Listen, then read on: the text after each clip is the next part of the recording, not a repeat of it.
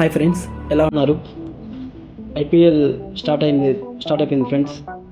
So చిన్నపిల్లల నుంచి పెద్దవాళ్ళ వరకు ఈ ఐపీఎల్ క్రికెట్ ఈవెంట్ అనేది చాలా బాగా ఎంజాయ్ చేస్తారు.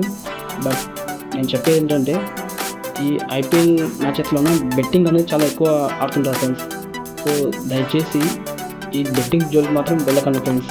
అంటే ఈ క్రికెట్లో మాత్రమే కాదు, దీంట్లో కూడా బెట్టింగ్ అనేది పోవడం వల్ల మీ ఫ్యామిలీస్ని, ఫ్రెండ్స్ని చాలా బాధాకరమైనటువంటి సిచ్యువేషన్లోకి మీరు నెట్టేసినట్లే ఫ్రెండ్స్.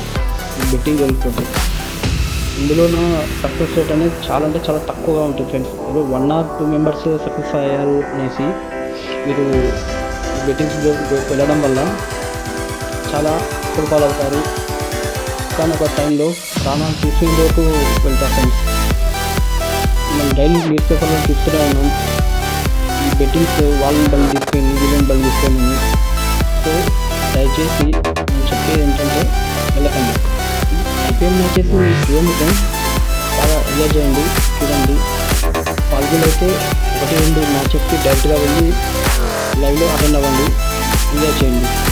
అంతేగాని చిన్న అమౌంటే కదా, ఏం కాదులే ఉద్దేశంతో మాత్రం అసలు స్టార్ట్ చేయకండి.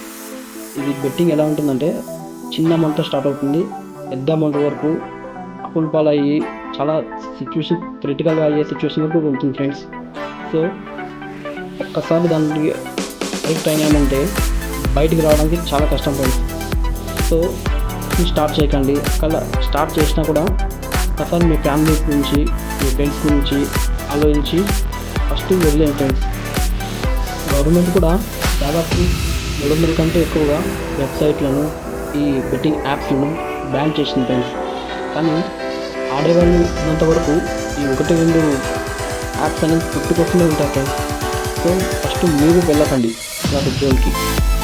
So say no to betting, save your family.